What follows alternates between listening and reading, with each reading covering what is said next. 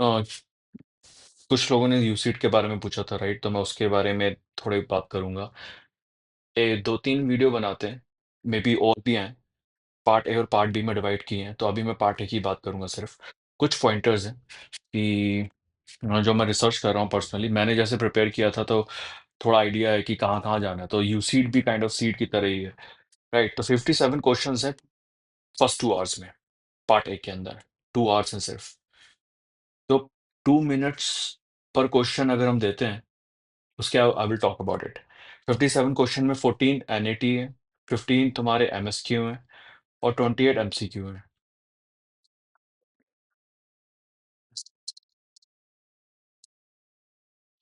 इसमें negative marking भी है, नैट को छोड़ के दोनों में नेगेटिव मार्किंग है। पार्ट ए के अंदर क्या है ना, कुछ टिप्स हैं जो मैं बताता हूँ, जो मुझे भी हेल्पफुल थी, मेरे लिए भी हेल्पफुल थी। हर क्वेश्चन में 2 मिनट्स हैं अप्रॉक्स, राइट? पर क्वेश्चन अगर हम 2 मिनट्स देते हैं तब जाके वो सॉल्व होगा। अब इसमें प्रॉब्लम पता है क्या होती है? मेरी थी मैथ्स वीक, राइट? हमेशा से ही रही है। विजुअलाइज़ेशन वाला पार्ट मेरा अच्छा था, बट मैथ्स मेरा जो एनईटी वाला था, न्यूमेरिकल वाला था, वो हमेशा से वीक रहा था। और अपनी वीकनेस को समझना ज़रूरी है, you have to be honest, कोई ईगो वाली बात नहीं है। तुम्हें अपनी वीकनेस समझनी पड़ेगी। अगर 14 क्वेश्चन में से 7 भी सही होते हैं ना, that is more than enough. But attempt सारे करने हैं इसके अंदर, क्योंकि ज़ीरो मार्किंग है, छोड़ना एक भी नहीं है। इसकी प्रॉब्लम क्या है नेट से स्टार्ट करने वाले, जैसे मेरे जैसे लोग हैं जो नेट से स्टार्ट करते हैं। फर्स्ट एग्ज़ाम जब मैंने दिया था सीट का, फँस गया था मैं। 10 मिनट्स पहले क्वेश्चन पे स्पेंड हो गए और वहीं पे सारी स्ट्रैटेजी फेल हो गई। तो मैंने नेक्स्ट टाइम क्या किया, नीचे से स्टार्ट किया। आई एम लाइक एमसीक्यू करते हैं, एमएसक्यू करते हैं सबसे पहले। एमएसक्यू भी थोड़ा-सा टाइम कंज्यूमिंग है, बट इन दोनों के बीच में इट्स अप टू यू, कौन-सा तुम्हारा स्ट्रॉन्ग फोर्ट है। तो स्टार्ट विद एमसीक्यू, एमएसक्यू, जो मेरी तरह लोग हैं जिनका नेट के अंदर थोड़ा हाथ ढीला है।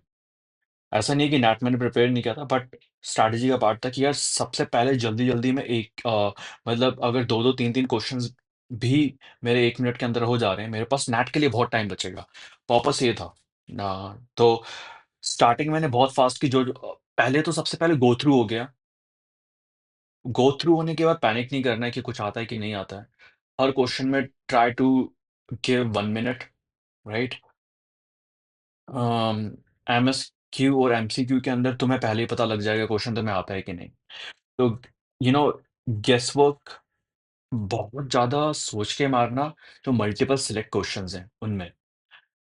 बट एमसीक्यू के अंदर भी आई मीन नेगेटिव मार्किंग है, तो वहाँ पे भी सोच के मारना पड़ेगा। बट अगर तुम्हें पता है एमसीक्यू के अंदर कि यार ये वाला सही क्वेश्चन है, तो ये सही क्वेश्चन है, राइट?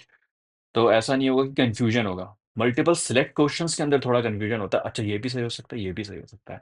एमसीक्यू में नहीं होता, अगर सही है तो सही है। अगर कॉन्फिडेंट नहीं करना है वहाँ पे, नेगेटिव मार्किंग नहीं चाहिए उस एरिया में। एमसीक्यू में थोड़ा-सा हम चांस ले सकते हैं, एमएसक्यू में आई गेस अगर तुम्हें 3-4 ऑप्शन दिख रहे हैं, उन 3-4 सही दिख रहे हैं, तो आई वुड से 50-50% खेलना ज़्यादा बेटर है। ये तुम्हारा क्या कहते हैं, हुँ, अगर ए-बी-सी-डी है, तो ए-बी को सिलेक्ट करके इंस्टेड ऑफ ए-बी-सी-डी चारों को सिलेक्ट करने की जगह। तो पार्शियल मार्किंग है, इवन तुम्हारा क्लोज़ है अगर आंसर, तो इसके अंदर पार्शियल मार्किंग है। तो कुछ ना कुछ मार्क्स मिल जाएँगे। तो इसे भी try to not leave it, but deep down कौन-सा आंसर सही होने वाला है, कौन-सा गलत होने वाला है। नेगेटिव मार्किंग का ध्यान रखना है, नैट में कोई ध्यान रखने की ज़रूरत नहीं है, बट नैट आखिरी में करना है। बिकॉज़ अगर हम 2 आवर्स में से लाइक 40 मिनट्स भी सेव कर लेते हैं या 1 आवर भी सेव कर लेते हैं नेट के लिए, तो हम 4-5 मिनट्स आराम से दे सकते हैं उसमें, राइट? तो इट्स अप टू यू। अगर नेट स्ट्रांग है तो start with net, but again we can't give more than 2 minutes. तो यू हैव टू सी। मेरी स्ट्रैटेजी काम की थी, जब मैंने सीट क्लियर किया था तो हमेशा मतलब सारे सैंपल पेपर मॉक में सारे उसी से करता था, नीचे से स्टार्ट करता था, राइट? अ, दूसरा, अगर एक चीज़ और है, you can come back, I guess computer screen पे, या जिसने भी अटेम्प्ट दिया होगा, तो अगर ऐसा है you can come back. Her exam में वैसे होता ही है यार, जितने भी एग्ज़ाम मैंने दिए हैं, तो यू कैन कम बैक। ऐसी कोई प्रॉब्लम नहीं है। You can skip and mark it and come back. दूसरा है आई गेस सारे मैंने डिस्कस कर लिए हैं। या not later if you are weak, या that's it. This worked for me, ये स्ट्रैटेजी नैट को जब मैंने लास्ट में रखा। पार्ट बी के बारे में जरा-सा थोड़ा-सा ग्लिम्प्स देता हूँ, स्केचिंग स्पीड, यही एक मेरा फ़ोकस था।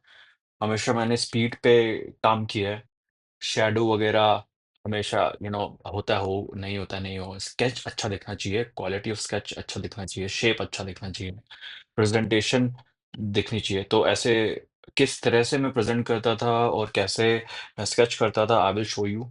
मेबी कल मैं शायद कल कल डालता हूँ। तो पार्ट बी को कैसे करना है वो भी मैं बता दूँगा। I will just go through the paper. I went through the paper part A के लिए।